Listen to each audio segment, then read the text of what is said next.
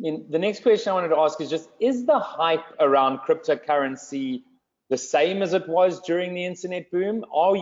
Is the feeling the same as the 90s?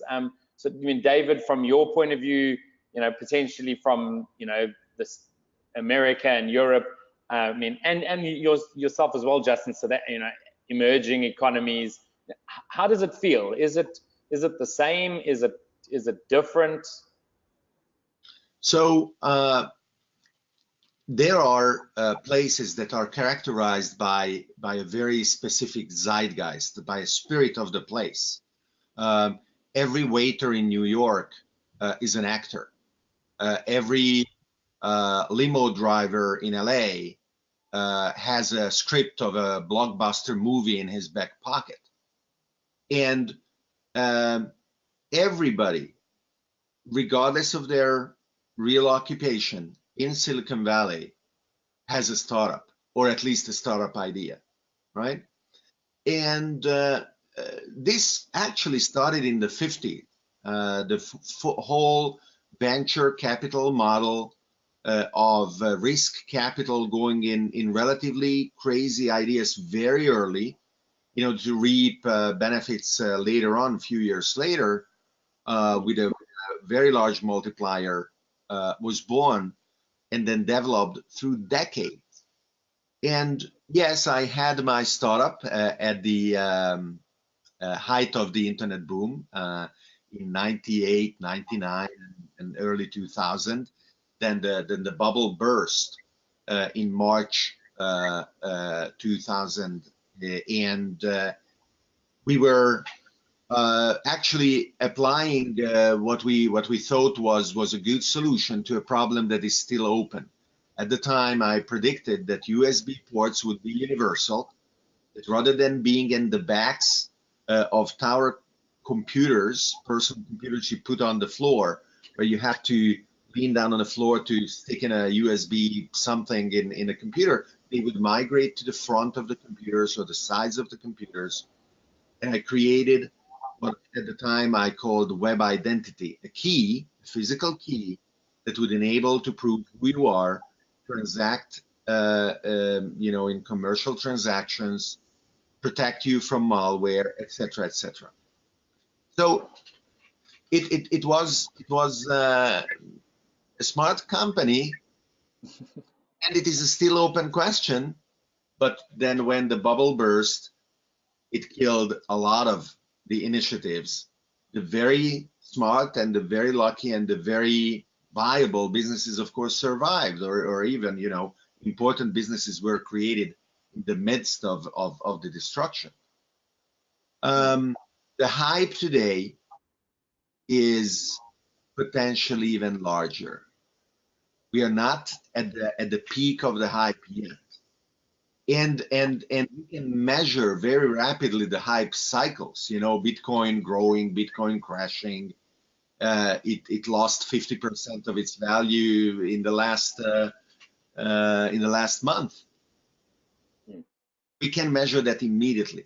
But the fact that all over the world, from Korea to Japan to Australia to Africa to Europe to North America to South America, everybody is getting more and more interested, is going to generate a larger hype than with the first internet boom.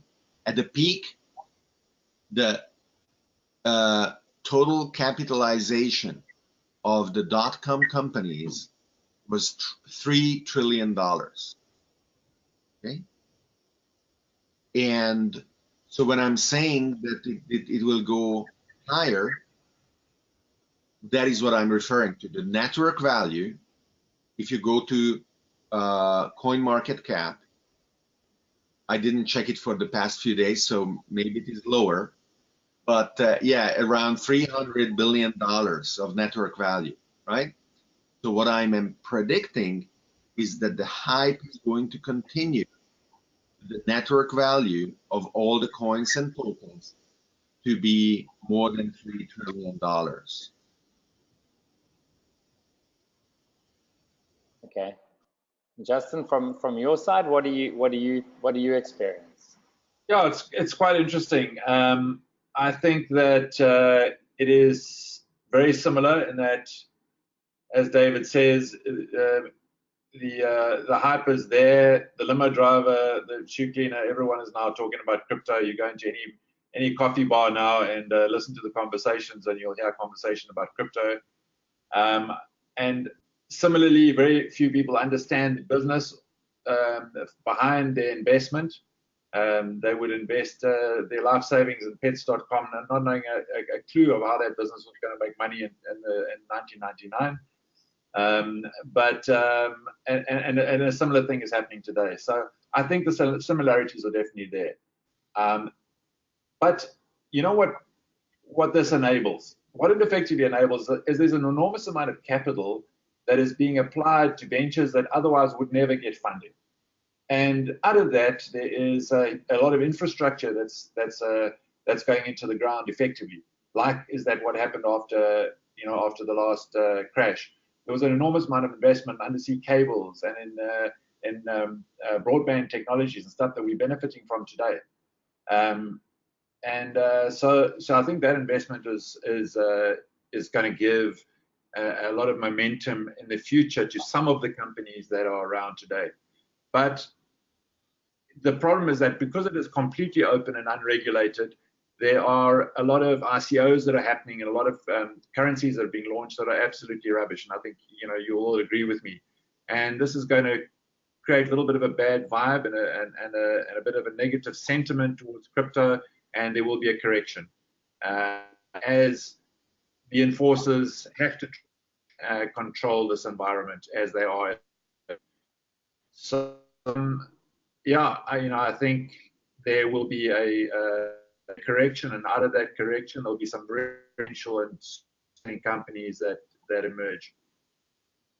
Okay, no, great. And do you think that because many of the people in the blockchain space are the same people or are advisors for people in the blockchain space now, do you think that some lessons that were learned back then are going to be applied to ensure that we don't make some of the same mistakes that if they were mistakes, or do you think humans will just behave exactly the same way and well, it looks like they are, but I don't know. I mean, I'll take a name before David.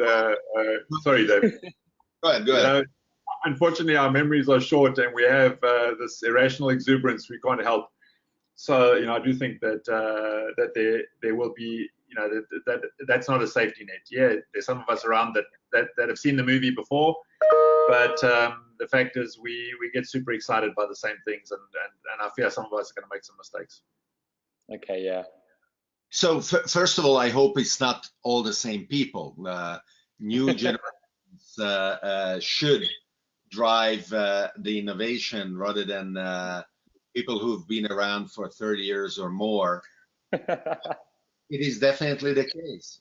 New generations of people are here, and they are very fast in picking up nuances of the technology that otherwise may escape attention, iterating and understanding and digging deep and bringing new ideas. I want to comment not on the honest mistakes, which is absolutely fine. It's part of the game.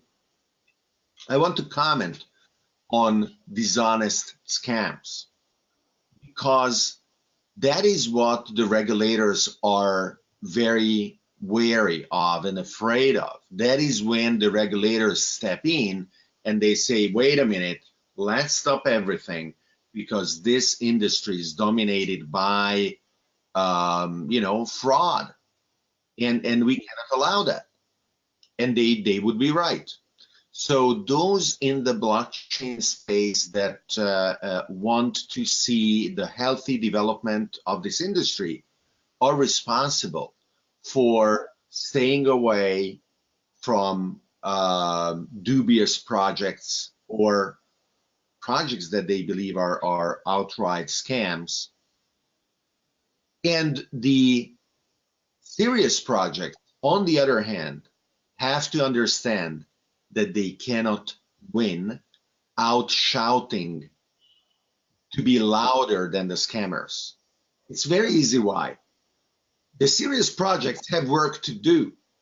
The scammers have nothing to do but to shout and be loud and spam everybody. So you cannot compete with that. You cannot beat them at their own game, right?